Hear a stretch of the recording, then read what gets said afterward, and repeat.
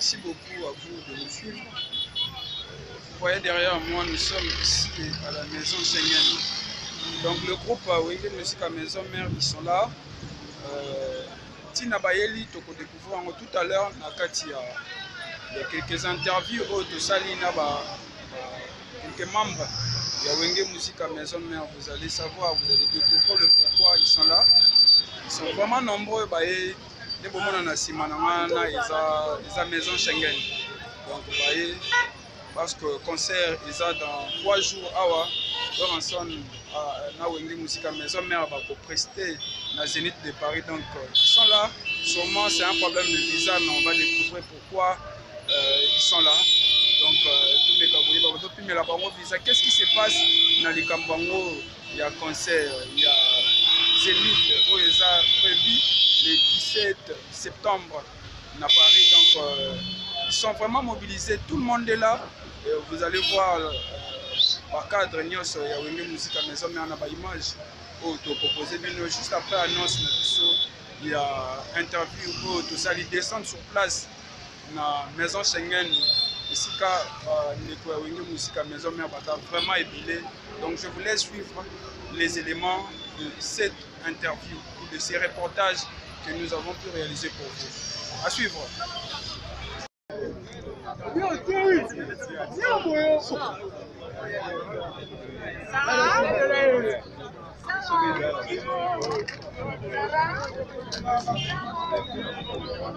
Pardon?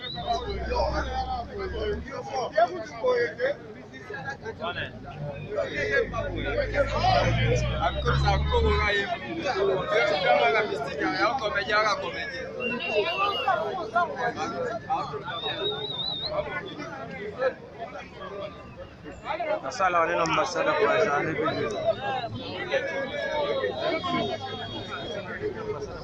Diego, usikiza? Oh, oya kao. Oyo na moni yote. Oyo demi pla.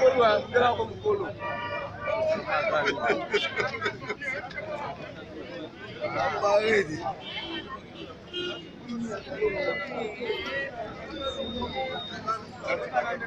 Vamos lá.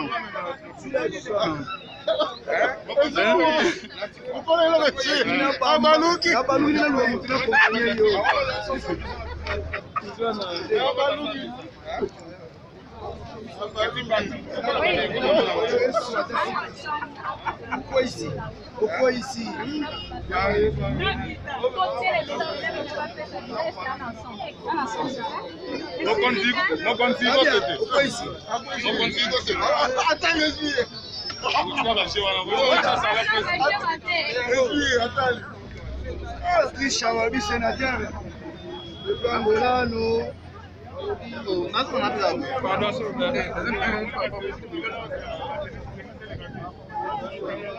Pardon.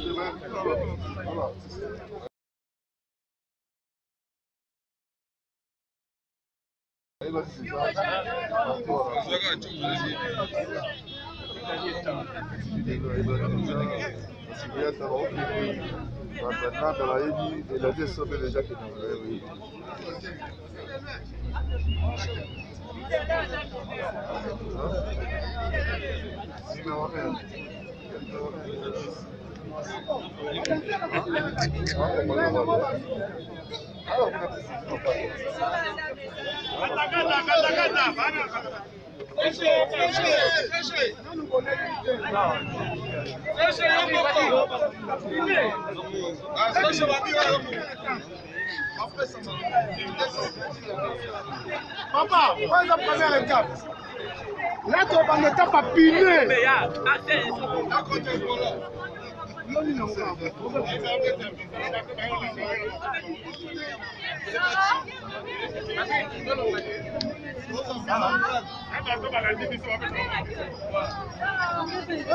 Première étape.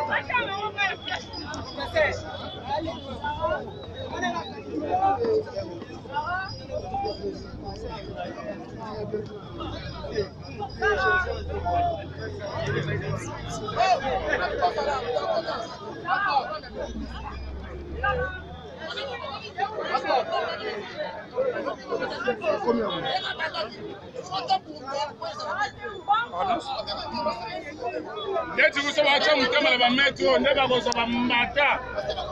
Security bache la box.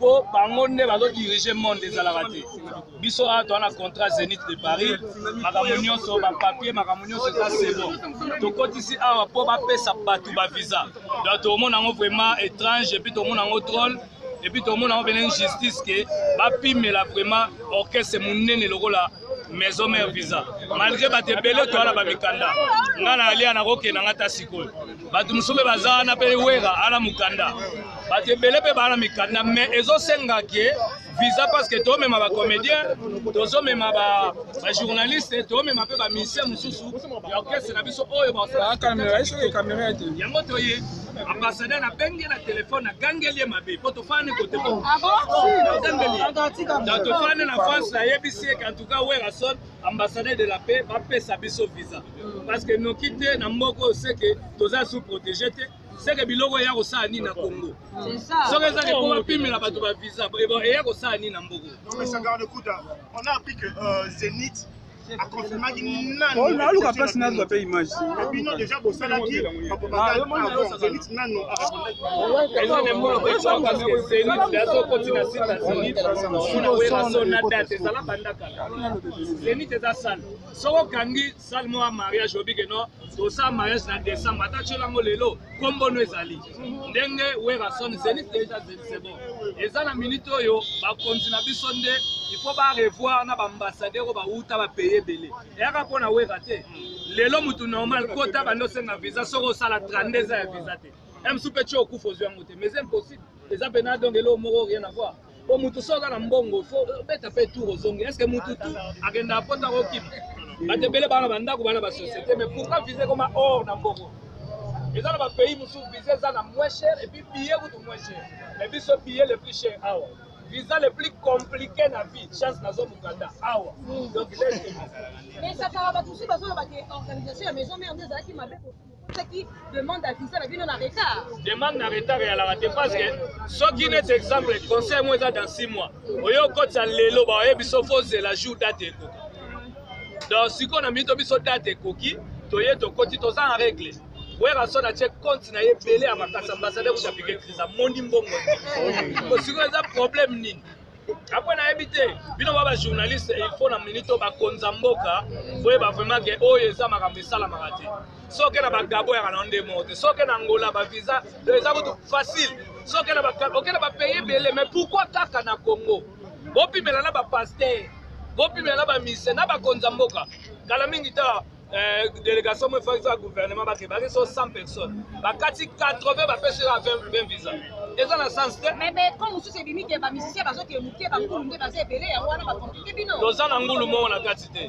to aka na ba musicien ba ko ba taba ba même ba so to même ngulu te wana za ba biloko ba oya na ngo lelo we rason mise moko ta ozwa risque na ndenge makama mangulu bakanga batukala o tchata kuze na bino olinga te parce que aneza boy to comme na bagage il faut simbisa na makambe belé nango olinga okese mnelo kwa we rason ache msuba ba livrer ne yandaku na gage boy ko ba twakima ndo olinga ngwaza te et puis na minute biso za okese meza crédible to keimba bodo combien de fois. Oui, ça fait un déclare qui va pas combien de fois, mais à Zenith de Paris, ils ont pour 5 heures du temps. Mais puis nous avons 7 invités. Puis nous avons une maison mère pour réserver Nini. Et puis ben invité, on a besoin combien de temps? Spectacle qui part, t'as pas plus 30 minutes, on va au salon 2 minutes, 2 minutes. Dans 16, nani acrobat, nani kunabina, yo kangole la pas brûler 4. C'est un spectacle fait la calé. Moi il va pas besoin circuler que Zenith de Paris au bêta. On les a n'importe quoi, bateau ba kasaba ba kolo poto. Muta mukolo poto azate. Biso nyos ko ba noira, mukolo poto aga mundele. Jamais na mona mukolo poto suki makasi. Mundele ko ba ko kamo mabe. Na mukolo poto azate, poto eza pona batu nyonso. Mutu nyonso ali libre sama. Est-ce que combattant atika makambo akokende ko sa musala po Congo eza na guerre. Akenda ka sala ka mela ka masangaliaka. Et puis là on a minute na Zenith. Oh, makamni osolo banana billet na nga business class. Yo za na mukanda mais confirmation ce qui okozala. Te ngade ya Zenith na kati. Eko tuna te soki dona la ligne. So to yoki beko na ebe mo belé yango to ngo confirmer biso ba tebele ba Hollande. Eko kozanga te na star, c'est tout à fait normal. Na porte parole ko ba porte parole nyonso te. Ba porte parole o ezaki bana la prendre pour basi. Rien à voir. Parce que c'est le nettoyeur Messi. Parce que tu as dit que Messi est le joueur le plus fidèle. Il y a Barcelone, mais en autre compte, surprise, Ngonga Souka. Paris Saint-Germain, il y a un peu de bisoto. Et sans garder compte à Mgoloti qui porte parole, donc, conférence.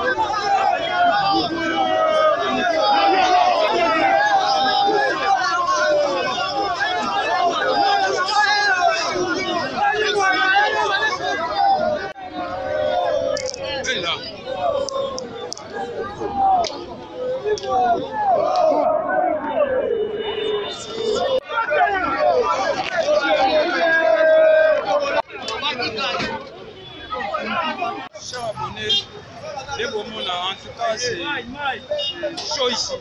Donc, ça, déjà, à Makassi,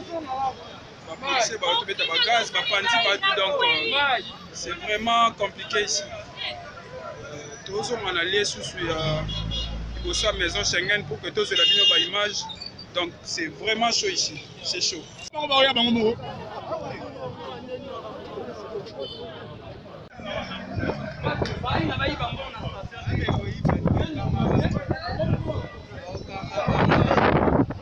Donc c'est chaud.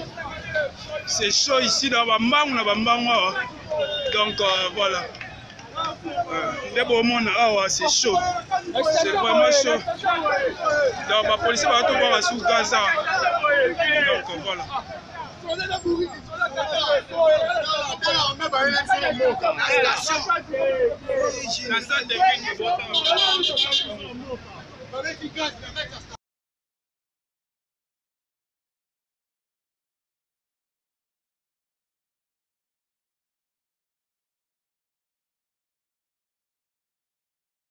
Abonnés, on a tout ça vraiment tout près à la maison Schengen.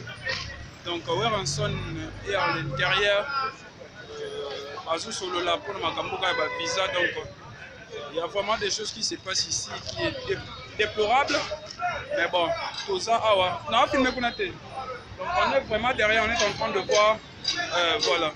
On a la Sabino ma preuve, il y a un gaz.